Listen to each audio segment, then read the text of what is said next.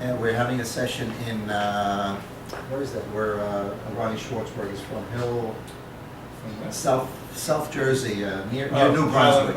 Island Park. We're having a session there. And interestingly enough, there's supposedly a high interest for a whole bunch of people from Lakewood. Sure. Dean Pavla went to a conference last weekend, 2 weeks ago, and he met the Dean of Fairleigh Dickinson. And the Dean of Fairleigh Dickinson, Lisbeth said that they have a whole bunch of, they have an EMBA program, they have a whole bunch of 30 or 40 Floridian that come from Lakewood all the way to, very interesting. But that's during the week, it's not because it's not a Sunday program. So There's also a modern Orthodox crowd in Lakewood as well. There is? Yeah, it's not all it's like like a small Really? person. Yeah. There he is. My niece just got engaged. I apologize. She said No problem. he's from Lakewood, so I'm like, what am I expecting? He comes, he went to YU, he's regular. So good, so I don't want to dominate, thank you Artie, I'm glad. This is Avi Lauer, Andrew Lauer, and Aaron. Avi's our general counsel, and he'll introduce himself. He has a tremendous, there's James. James, come on. So I just wanted to take 5 minutes, and he'll introduce himself. He is not only has a legal background, but he's been working very, very closely with companies, technology companies in Israel, and he is a very good friend and colleague, and when I need to blow off steam at Yeshiva University, I know where to go to his office. But anyway, I wanted to speak to you because I understand, I spoke to some of you, not all of you. There was some concern because we changed from 3 Saturdays to 2 Saturdays, and some of you were concerned that there's less touch point with us, with me, with Joe Kirstein. Also, there was some issues apparently with the online course. So first of all, I had a meeting, I guess it was Friday, because, to affect changes, I just can't arbitrarily, myself or Green Power can just say, okay, we're gonna change it. You need to meet with the curriculum committee. Anyway, we convinced them, I convinced them actually, that for this cohort, next year, we're gonna go back to 3 Sundays a month. Is that acceptable? Because I didn't speak to the 2 of you individually. I know the rest of you. Are you okay with it? I prefer that. You prefer that, excellent. And then there will be one more blended online course, so we're gonna go 3. And I just want you to One second. understand. When you say that blended, it means Right. that course will still meet in person on one of the Sundays. Correct. But it'll be, yeah, that's right. Yes. Like our statistics course last semester. Correct, absolutely. So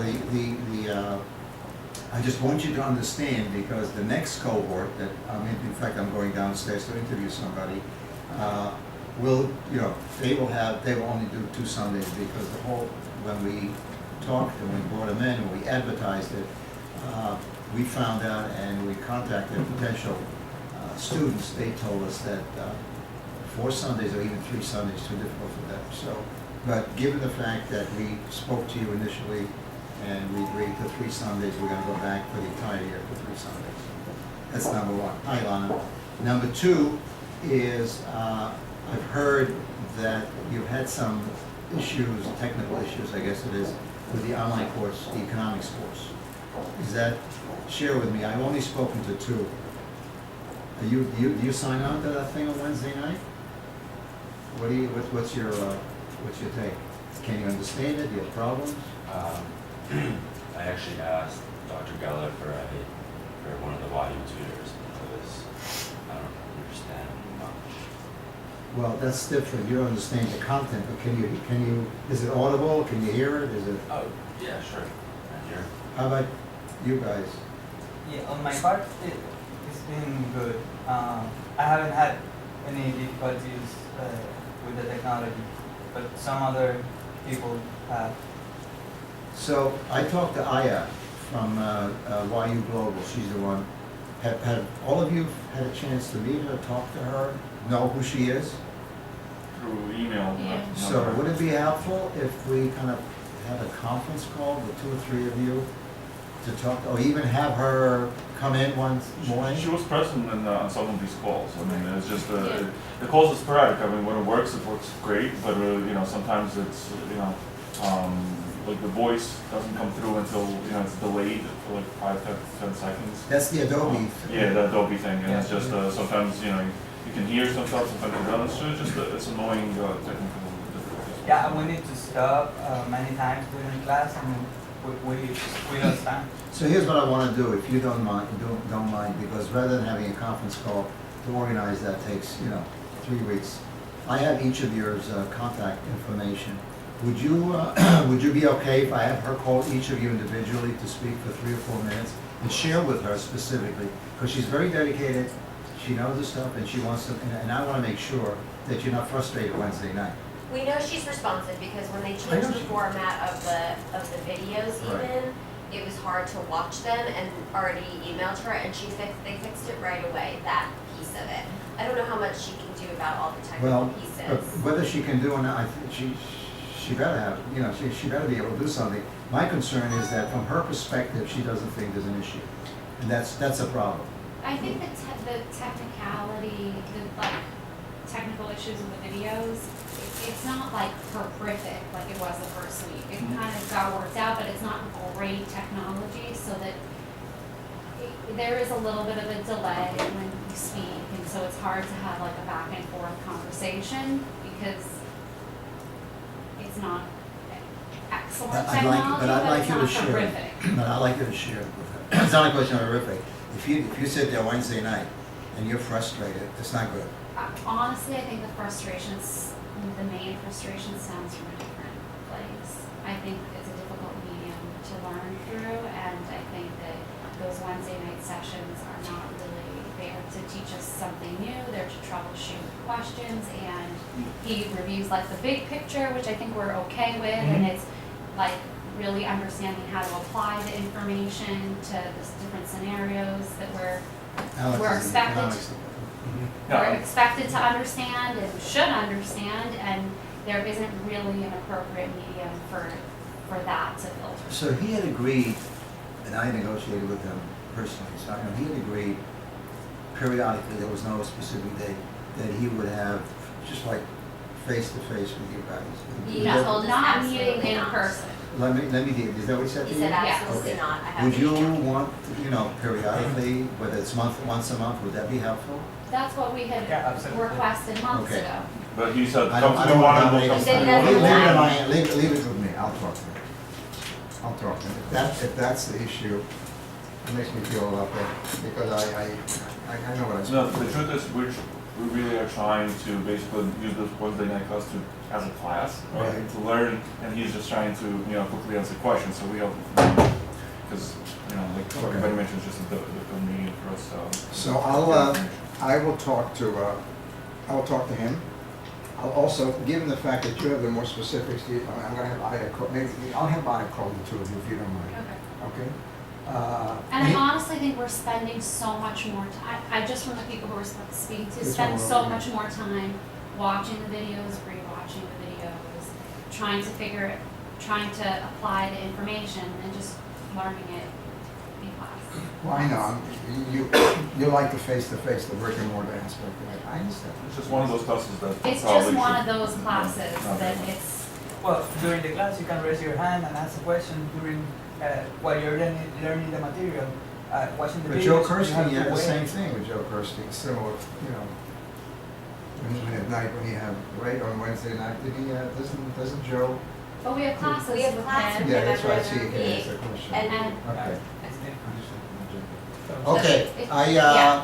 no, I understand, no, I'm not trying, I just don't want to, Yep, I want to make sure that he has fair time. Thanks, thank you very much for the Thank you feedback, for I'll speak to listening. you, I'll speak to you. Thank you. Bye-bye. All right, thanks, man. Thank you, Abby, thank you, Aaron, nice to meet you. Great meeting. You know how to, I don't know if you need the PowerPoint, you know how to set Not it. today, next session. Take care, good, thank you, bye-bye. Yeah, Bye-bye, very John. good. See, so one of the nice things about the program is, they listen to me and they try to get it right. He's great though, he always tries to he wants every student to really enjoy and appreciate the programs, even at the undergraduate level. So he's a good guy. Anyway, so I wanted to, I'm Avi Lauer, as I don't know what he goes by, Professor, Dean, Mike, said. I'm the Vice President and General Counsel of Yeshiva University. By way of background, I actually started as a prosecutor. Started my career doing murder trials, so that was really good preparation for being general counsel there. And I went on, I was in-house counsel, assistant general counsel and global head at Deloitte Touche and Price Waterhouse. My specialty was employment law. So one of the things that we're going to do, this session is a little bit different. The next session is in the area of management skills and human resources. I spent many years training, traveling throughout the country and training executives on management skills, how to manage people. It really started when I was at Deloitte & Touche, and I saw as the in-house lawyer how many problems arose just because people rise up to managers, partner, whatever it is. They start managing people and no one actually taught them how to manage people. And it wasn't their fault, and actually when I started traveling around the country to do this type of training, I saw that they really wanted to know how to manage people, just nobody taught them and they were afraid to ask. So you had partners managing hundreds of staff people and were never really taught the skills of how to orient someone, how to manage them, how to deal with performance issues and things like that. So I put together this program, was traveling all over the country. My wife really enjoyed it because I was never home. We had little kids at home. She didn't really enjoy it. And at a certain point, I didn't enjoy it either because when traveling's fun, and then you do a lot of it, and it's not so much fun. So I did a lot of that, and that's one of the things we'll cover next session. And then from there, I moved on to Price Waterhouse when they were. I don't know if any of you remember when they. The consulting firm was separating from the main firm. It was about 50,000, 60,000 people. So I was brought in to be the global head of employment law and to do that transaction. So IBM ended up acquiring that entity. And I worked on that deal and then went on to be a partner at a large international law firm for many years. And we came here and having a lot of fun. I guess the difference here than those places is number one, I do. Aaron will talk a little bit because he did the he sort of did the opposite, but he started at a law firm, then went in-house, then went back to a law firm. I had never been in a law firm, and I had been in-house, and it's a very different lifestyle and a different job really. But what I like about this position is. Yeshiva University is actually a pretty complex business.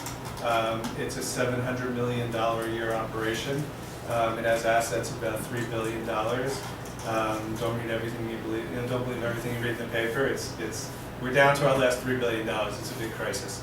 But it's a complex business, and it's a not-for-profit business, which means that you intentionally sort of teeter on the I'll go around. I want to know your backgrounds, but I know you know. And you listen, Ramaz is a vibrant, perceived wealthy school, but I think not-for-profits sort of intentionally walk a thin line, right? And it's like if a not-for-profit is making a lot of money, so you're not supposed to make a lot of money. You're supposed to have a mission, and you're supposed to really put forth your mission. But at the same time, not-for-profits are a business like everything else, and they really run like everything else. We have about 8,000 employees. We have operations internationally in Israel and Canada. We have operations throughout the country in California, Chicago, Florida, elsewhere, even New Jersey. So it really functions like any other business. There are intellectual property issues. There are all sorts of issues. Anything you could think of, we deal with. We own a lot of real estate. There are real estate issues, something that Aaron's an expert in. So what we're going to cover in this session is negotiation, because I think in any management position, negotiation is a skill you need, whether it's just talking one-on-one, like Mike was talking about, he's going to have to go back and work out these issues. Well, a little bit, it might be a negotiation with those people.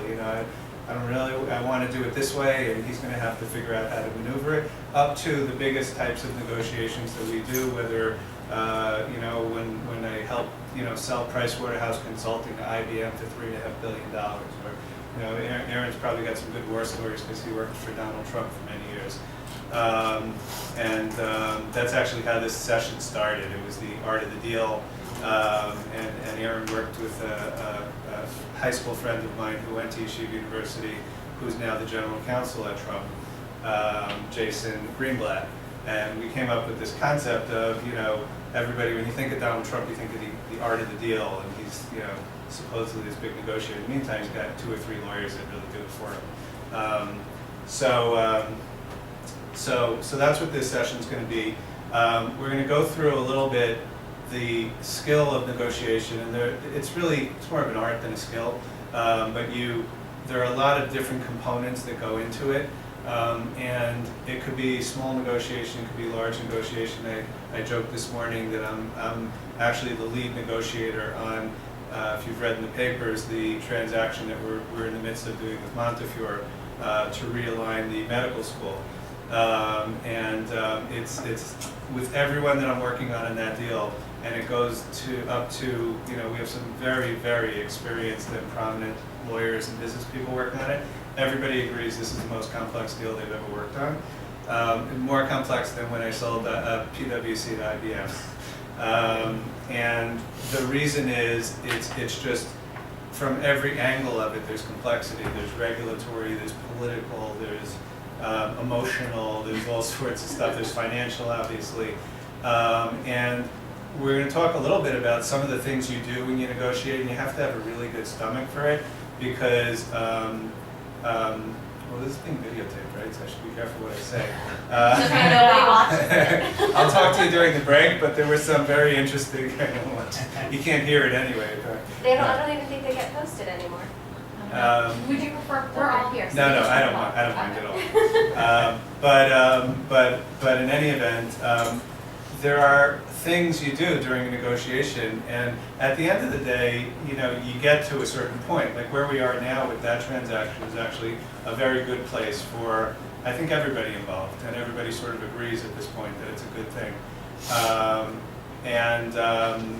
But to get there is very hard, and things you do to get there, and you really, like, I'm working with a bunch of people who just clearly don't have a stomach for this, and you have to. I mean, you have to. You guys good at poker or anything like that?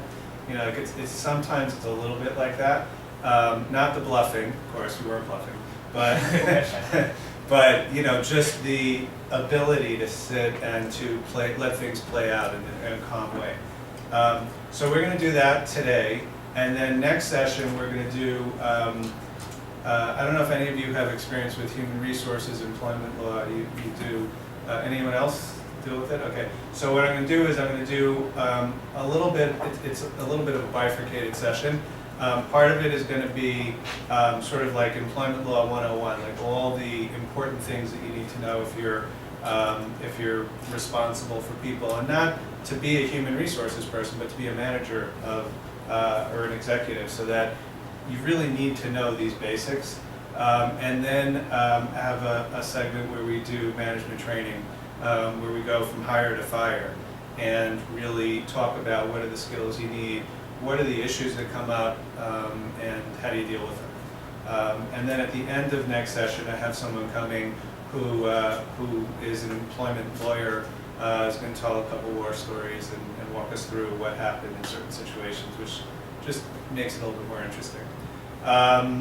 So before we get into negotiation, I just thought maybe it's a small group, we go around a little bit. And actually the fact that it's a small group is perfect for this session, because what we want to do is try to mock a little bit, not mock, make fun of, but mock, practice negotiations.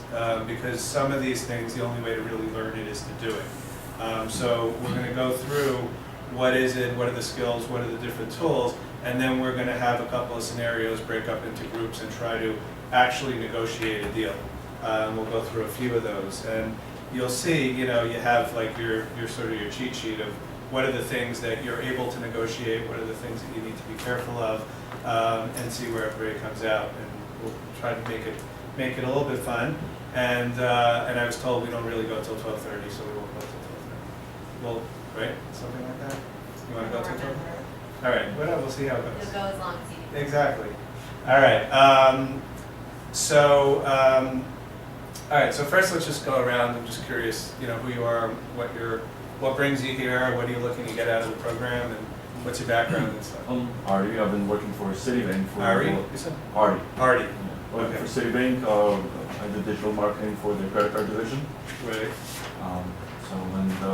Obviously my goal for the sector MBA to not to move out, but to try to move to a smaller shop where I can probably lead either marketing or operational. Right.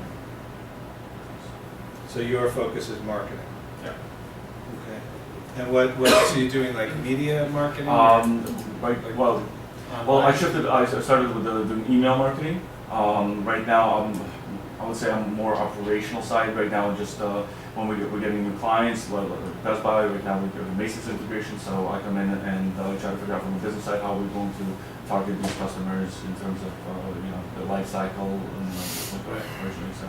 Is the corporate client, or you're trying to sign up their customers? So I'm in the retail side of things, so it's a little bit of a different business model.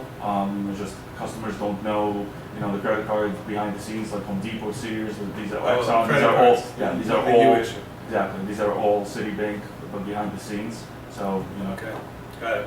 All right, I'm a Citibank customer, so it's good. You don't have to market me. So you have an interesting background. Tell me.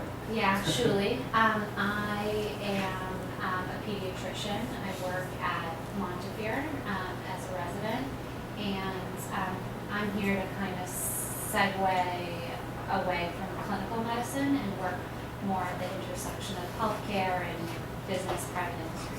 I'm not sure exactly. Really interesting. So you went to Einstein, and then you stayed on in Monty. Yep. You did your residency there. Yeah, I'm finishing up my residency. So my sister-in-law is a pediatrician. Went through the same route. Wow. But she stayed in medicine. So you're looking to do something business related with your degree. Yeah. It's interesting. The chief negotiator for Monty is actually a nurse practitioner. She came through sort of the same thing. She's Steve Saffier's chief of staff, or whatever her title is. She's I don't know what her specialty was, but she started as a nurse practitioner, and she's been on the business side for quite a while. So you never know, could be running the hospitals. Interesting. Go ahead. Johanna, I'm the. What's the name? Johanna. Johanna. I'm the chief operating officer at Ramaz. I went to Sly Science undergrad, majored in business management, and don't tell Kenny Rockham, please, but the goal is Is that his job? No. He can stay at Ramaz, but I think I'm done. Yeah. So what would you like to do? Also management operations, but hopefully, I think corporate, not nonprofit. Right. Get out of the Jewish world a little bit. Yeah, it's a tough place to be, right? Yes. Yeah. I try to explain to people who, we have like consultants and stuff, what is it like? So I explain when I go to a wedding and there are 1,000 people there, it's like we have 1,000 shareholders. And they don't have to have gone to this school or given money or sent kids here, but Yeshiva University is sort of their umbrella corporation.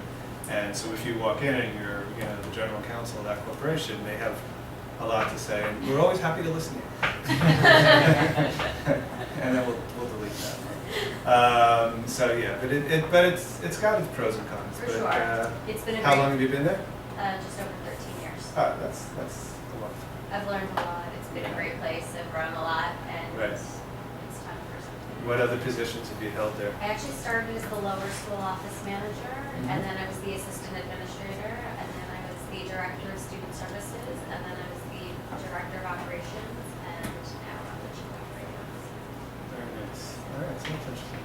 So it's funny you say it's perceived that way. So it's like every other not-for-profit, right? It has its ups and downs, and I think that we just hired a new CFO yeah. a year ago, who is dynamite, but the financial hole that Ramaz has sort of dug its myself into running like a mom and pop shop as Right. opposed to, oh wait, hey, we're a $40 million annual budget, we have Yeah. to do things a little differently, Yeah, has impacted yeah. the entire operation. So, we're getting back into shape. Right. It's also like everything else, external changes impact the business, right? So like once upon a time, it was easier to live in the city and raise a family there.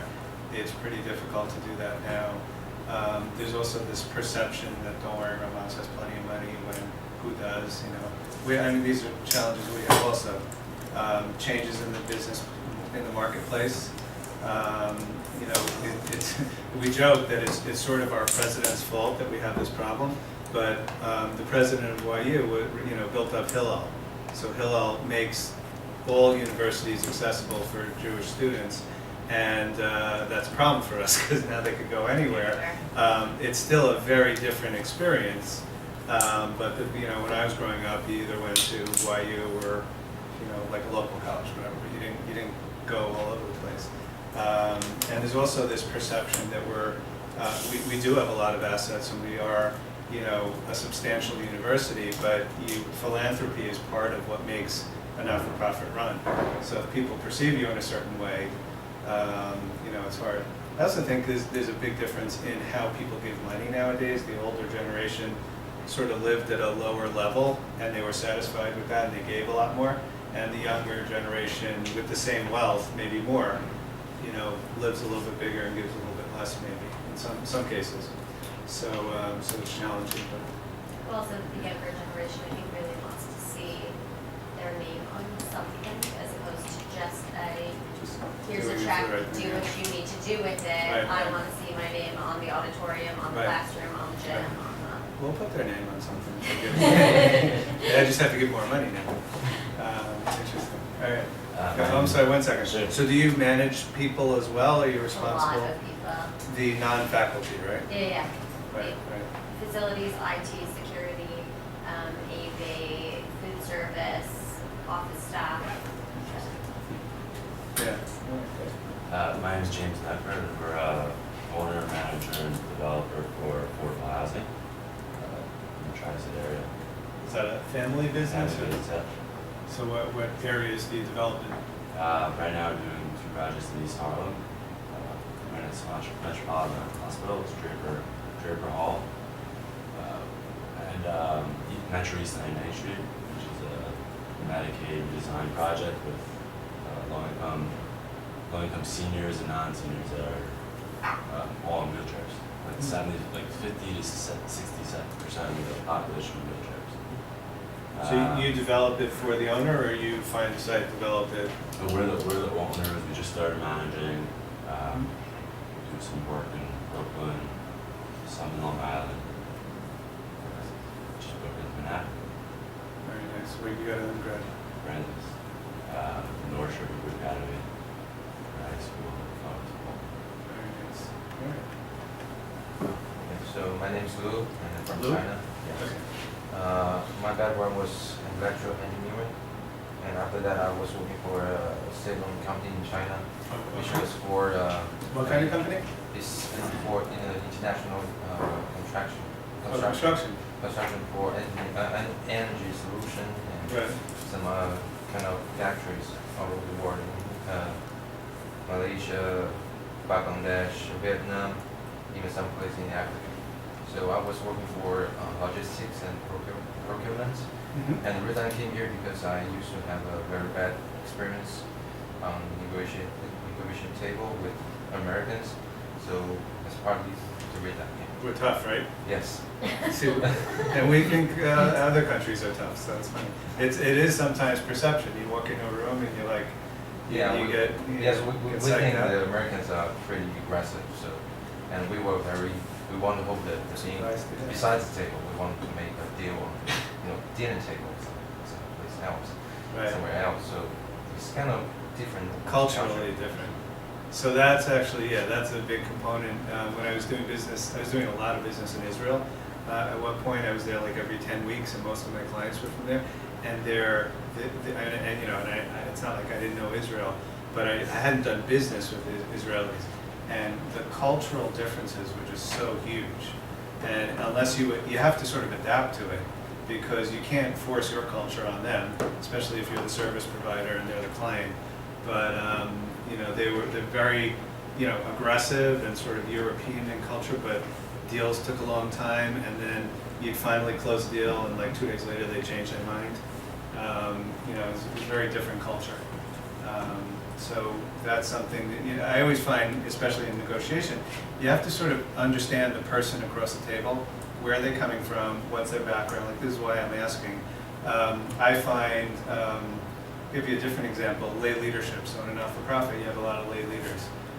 Tell me if you could relate to this, but I find that when they come into that role, they're sort of bringing with them who they are, which of course, that sounds normal, but people don't understand it. So if you're a sole practitioner, you're a young, let's say a family company,